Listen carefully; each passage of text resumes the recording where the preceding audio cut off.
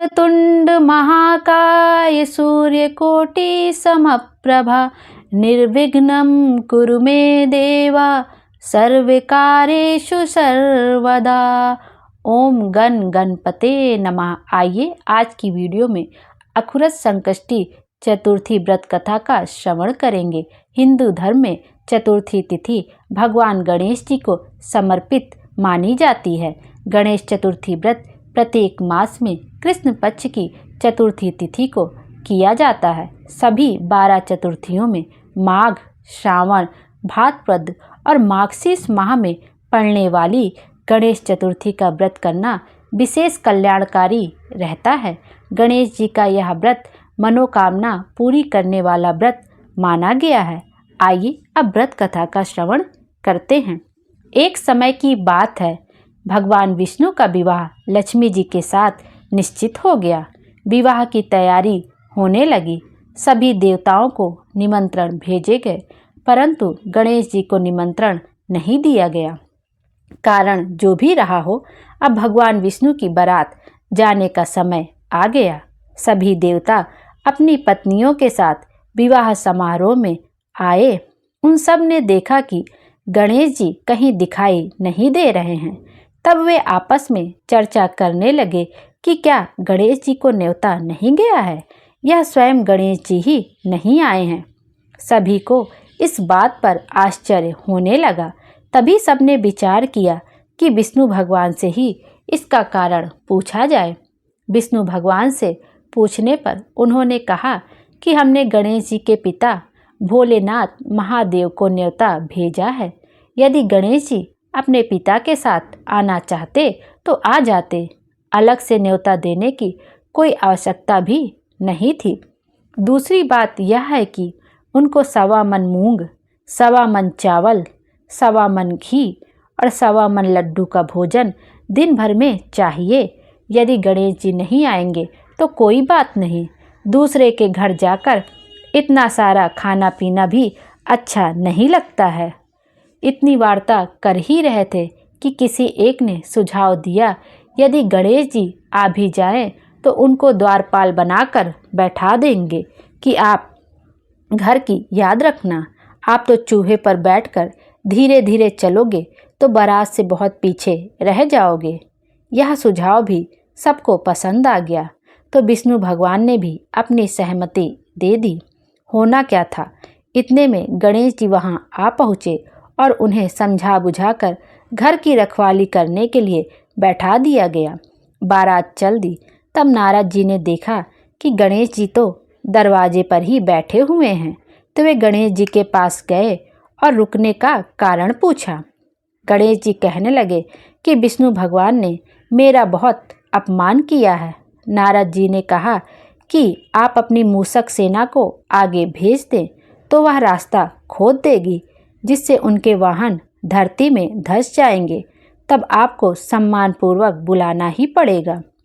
अब तो गणेश जी ने अपनी मूषक सेना जल्दी से आगे भेज दी और सेना ने जमीन पोली कर दी। जब बारात वहां से निकली तो रथों के पहिए धरती में धंस गए। लाख कोशिश की गई, परंतु पहिए नहीं निकले। सभी ने अपने अपने उपाय किए, परंतु पहिए तो निकल ही नहीं रहे थे, बल्कि जगह जगह से टूट गए। किसी की समझ में नहीं आ रहा था कि अब क्या किया जाए। तब तो नारद जी ने कहा, आप लोगों ने गणेश जी का अपमान करके अच्छा नहीं किया। यदि उन्हें मनाकर लाया जाए तो आपका कार्य सिद्ध हो सकता है और यह संकट टल सकता है। शंकर भगवान ने अपने दूत नंदी को भेजा और वे गणेश जी को लेकर आए। गणेश जी का आदर सम्मान के साथ पूजन किया। तब कहीं रथ के पहिए निकले।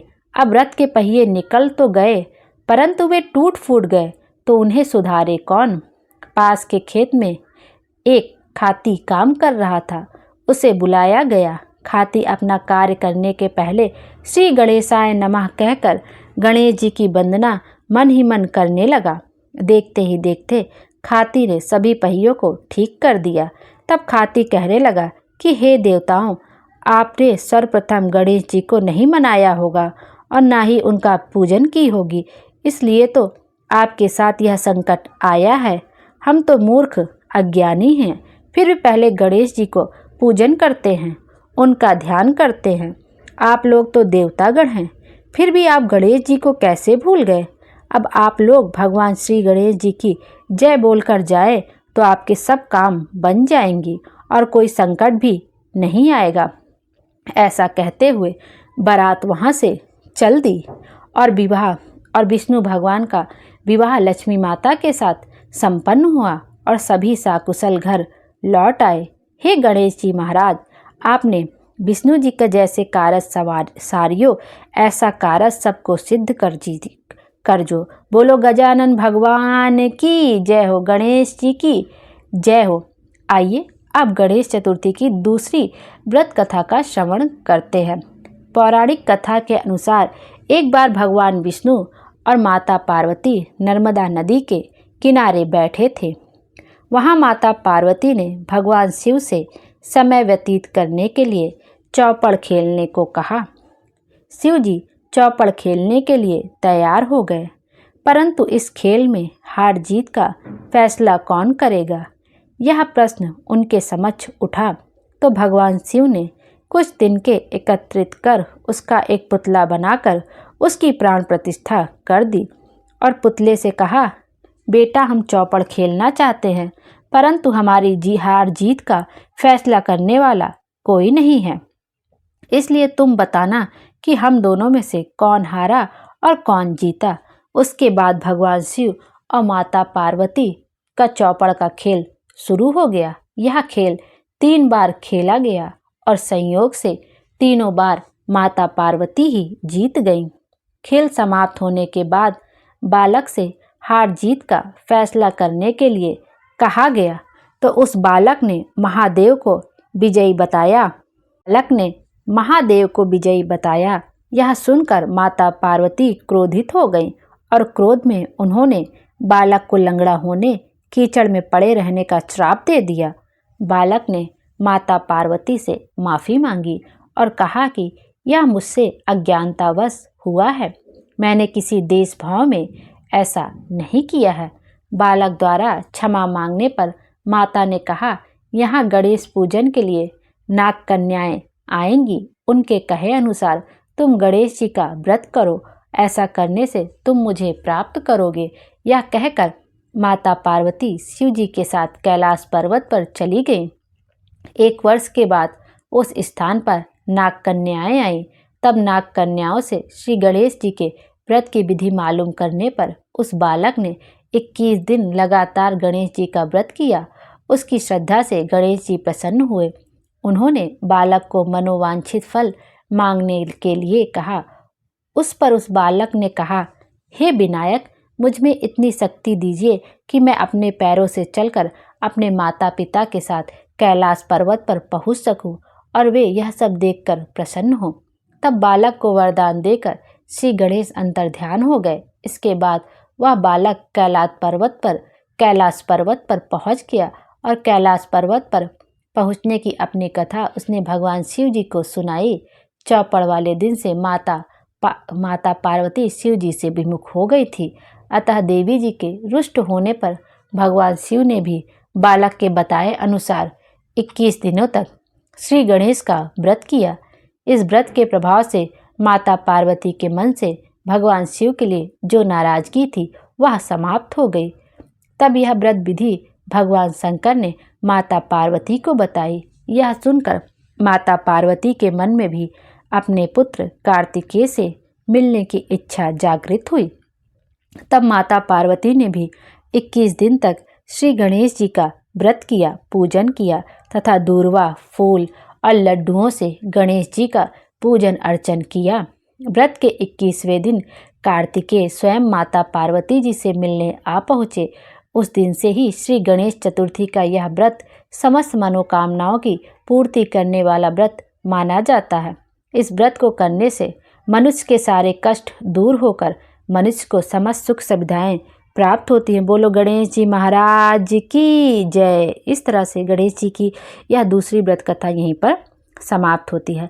आइए अब गणेश जी की तीसरी व्रत कथा का भी श्रवण करते हैं। पौराणिक कथा के अनुसार एक बार देवता कई विपदाओं में घिरे थे।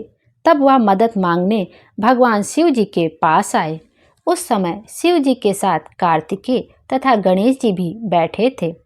देवताओं की बात सुनकर शिव जी ने कार्तिकेय व गणेश जी से पूछा कि तुम में से कौन देवताओं के कष्टों का निवारण कर सकता है। तब कार्तिकेय और गणेश जी दोनों ने ही स्वयं को इस कार्य के लिए सक्षम बताया। इस पर भगवान शिव ने दोनों की परीक्षा लेते हुए कहा कि तुम दोनों में से जो सबसे पहले पृथ्वी की परिक्रमा करके आएगा वही देवताओं की मदद करने जाएगा। भगवान शिव के मुख से यह वचन सुनते ही कार्तिकेय अपने वाहन मोर पर बैठकर पृथ्वी की परिक्रमा करने के लिए निकल गए। परंतु गणेश जी सोच में पड़ गए कि वह चूहे के ऊपर चढ़कर सारी पृथ्वी की परिक्रमा करेंगे तो इस कार्य में उन्हें बहुत समय लग जाएगा। तभी उन्हें एक उपाय सूझा। गणेश जी अपने स्थान से उठे और अपने माता पिता की 7 बार परिक्रमा करके वापस बैठ गए। परिक्रमा करके लौटने पर कार्तिकेय स्वयं को विजेता बताने लगे। तब शिव जी ने श्री गणेश से पृथ्वी की परिक्रमा न करने का कारण पूछा। तब गणेश जी ने कहा, माता पिता के चरणों में ही समस्त लोक है। यह सुनकर भगवान शिव ने गणेश जी को देवताओं के संकट दूर करने की आज्ञा दी। इस प्रकार भगवान शिव ने गणेश जी को आशीर्वाद दिया कि चतुर्थी तिथि के दिन जो तुम्हारा पूजन करेगा और रात्रि में चंद्रमा को अर्घ देगा उसके तीनों ताप यानी दैहिक, दैविक, भौतिक ताप दूर होंगे। इस व्रत को करने से व्रतधारी के सभी तरह के दुख दूर होंगे और उसे जीवन के भौतिक सुखों की प्राप्ति होगी। चारों तरफ से मनुष्य की सुख समृद्धि बढ़ेगी। पुत्र पौत्रादि धन ऐश्वर्य की कमी नहीं रहेगी। बोलो गणेश जी महाराज की जय। आइए गणेश जी की ये चौथी कथा का भी श्रवण करते हैं। एक समय की बात है, राजा हरिश्चंद्र के राज्य में एक कुम्हार था। वह मिट्टी के बर्तन बनाता लेकिन वे कच्चे रह जाते थे।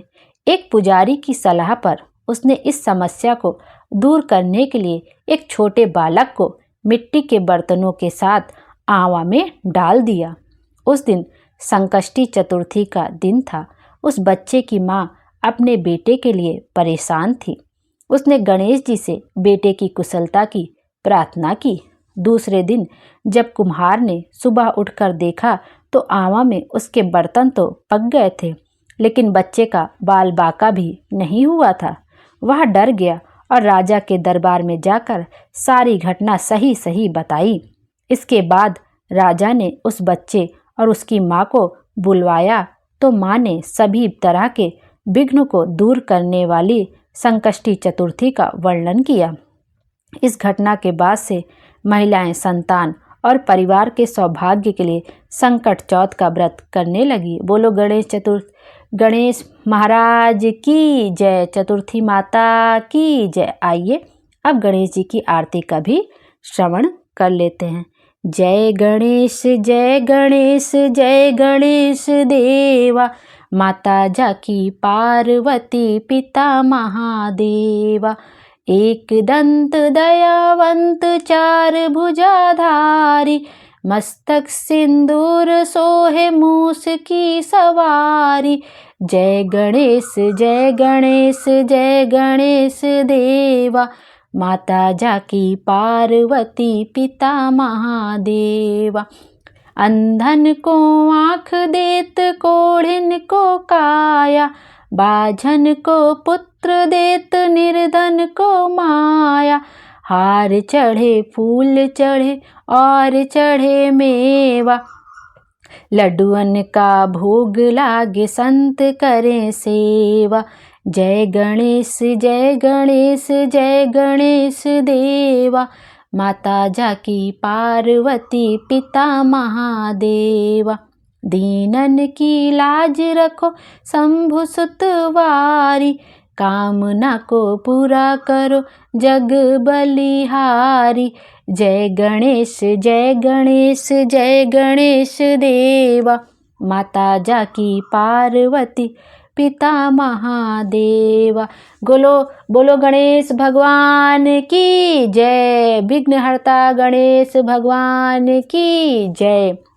इस तरह से व्रत कथा और आरती यहीं पर समाप्त होती है। मुझसे कथा कहने में, आरती को कहने में कोई त्रुटि हो गई, भूल चूक हो गई तो क्षमा कर दीजिए। यदि आपको वीडियो पसंद आया हो तो चैनल को लाइक शेयर सब्सक्राइब कर दीजिएगा। श्री शिवाय नमस्तुभ्यम। हर हर महादेव।